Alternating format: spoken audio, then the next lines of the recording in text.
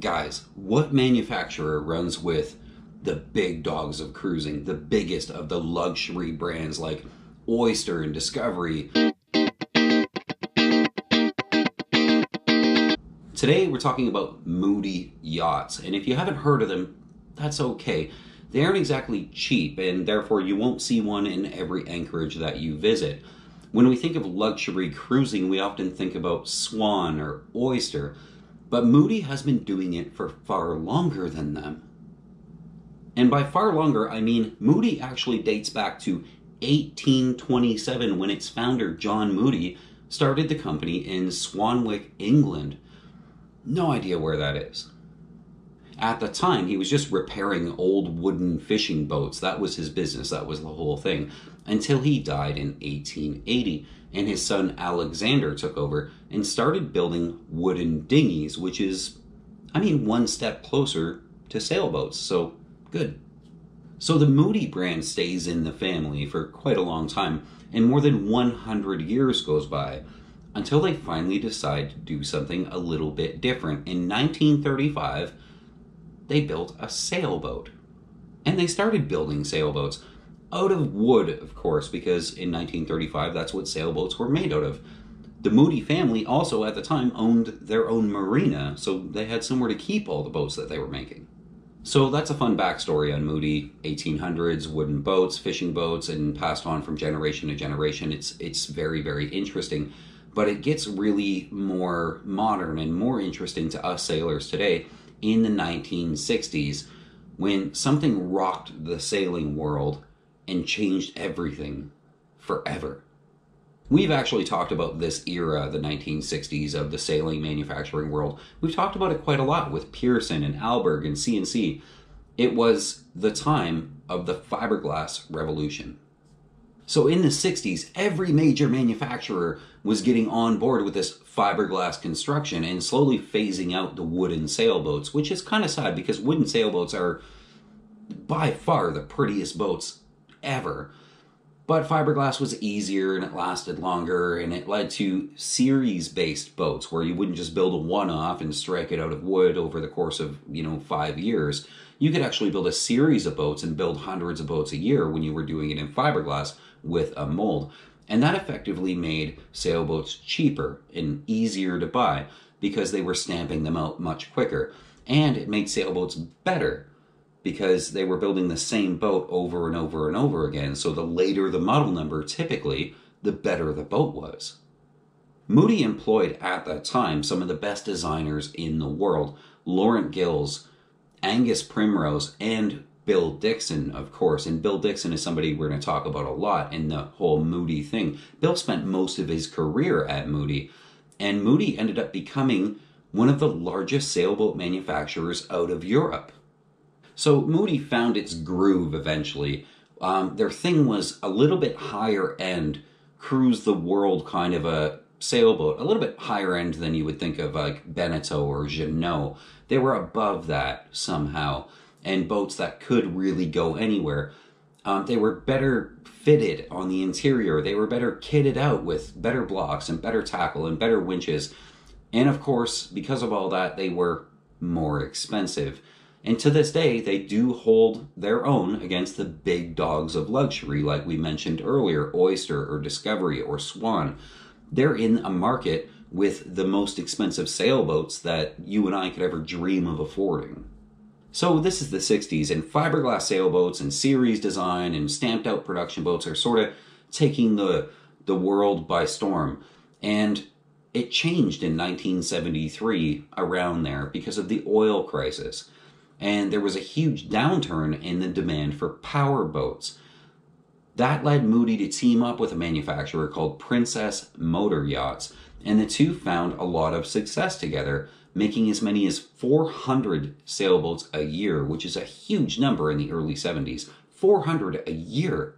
The two made boats together up until 2003, and at that point, the sales were sort of slumping, and Princess Motor Yachts and Moody kind of went their separate ways. But Moody, being newly single, wasn't without friends. They actually teamed up with a new company called VT Halmatic, and they started a new line of boats, the Moody 49. the Moody 56, and the mighty Moody 66. Finally, in 2005, after some 178 years of producing boats and being a family-owned, family-operated business, the Moody family sold the company. And a year later, the company was out of business. All was not lost, however, don't worry. Hans Yachts bought the Moody brand, and they even got Bill Dixon, the original designer that designed most of the boats, to come on board. So Moody Boats was back, and they're still back right now. I'd be remiss if I made this video and didn't talk about the problems with Moody Yachts, the issues that you should look out for and all that kind of stuff. But before we do, I want to take a quick side note. Lady K Sailing is brought to you by patrons, people who give a couple of bucks an episode to keep this channel improving. And I would like to take a minute to thank the newest patrons of the channel. We're talking about Steve, Luis, Rodney, Craig, and Jeff. Thank you guys so much for becoming part of the team. You're appreciated.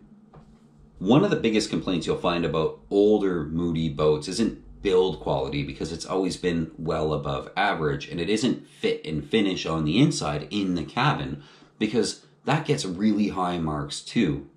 Even the choice of deck hardware and winches and blocks and tackle, it all seems to be absolutely top-notch, the best that money can buy when that boat was made. When you start researching older Moody boats, the one thing that keeps coming up over and over and over again is the engine, the Thornycroft diesel. And people say it is the most terrible diesel ever put in any sailboat, and they have a whole bunch of negative things to say about it. And most of them have actually replaced the Thornycroft diesel with a Yanmar or a Volvo or a Perkins or whatever it is, something more typical. And that seems to solve the problem. But having to buy an older boat and change the engine, like what's it cost to change an engine? 8, 10, 12,000 US dollars. That's a big deal if you're looking at an older one of these boats that has this diesel. Another major question that comes up when you talk about Moody is the hull, the underwater sections of the hull, and this is important.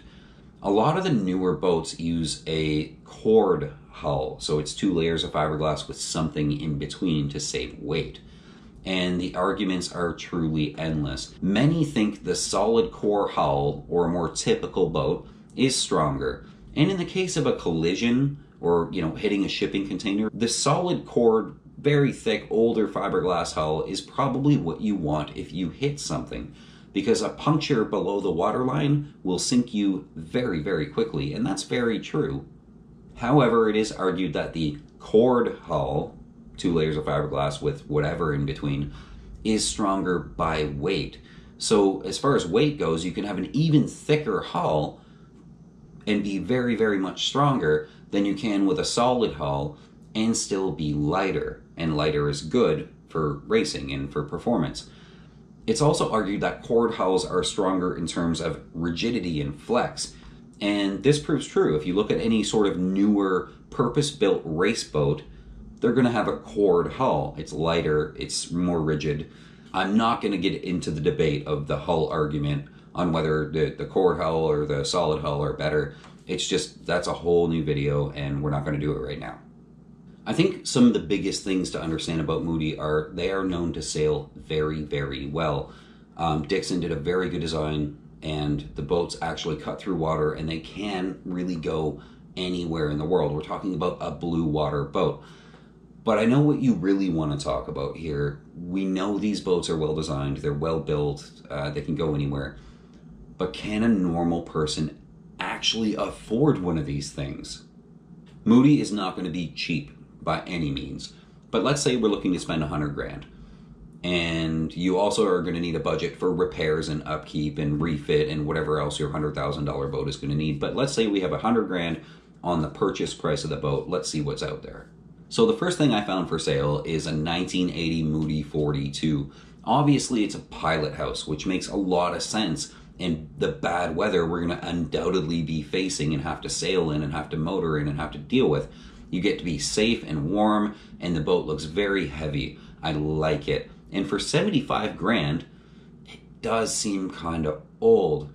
And it's also not very pretty, but again, it will go anywhere. She's most certainly an offshore blue water boat, and we've talked about blue water boats. 2 staterooms, both with ensuite heads, a newer Yanmar for good measure, and all the trimmings of a cruiser, like a windlass and a generator, and it has wind generation for power, though I expect it's not a model that's going to make very significant power based on the fact that they installed a generator. We're also talking about a very 80s approach to the cabin and the beds. In an 80s boat, you see a lot of things like this, which makes me want to rewire the entire boat and replace everything, all the electronics. I certainly would expect more for the $75,000 price tag, and it sort of reflects what the bones of the boat are. It's a solid world cruiser, but it's sort of ill-equipped. Here's something a little more realistic, an 85 Moody 34 for 40 grand. This is looking more promising for me. Having cruised on a 35-foot boat, I can say that 34 is going to be tight, but it'll be very doable. And this one obviously has been set up for long-term cruising, and it has been some places looking at it. She got a full enclosure, which is great. I see dinghy davits, wind, I see some solar panels. The DC side looks original to the boat, and there isn't a modern battery monitor installed. I'll assume the solar is a PWM controller as well. The inside seems typical for a 34-foot boat, but you do get the C-shaped settee and what looks like a normal V-berth up front for maybe a little bit smaller boat.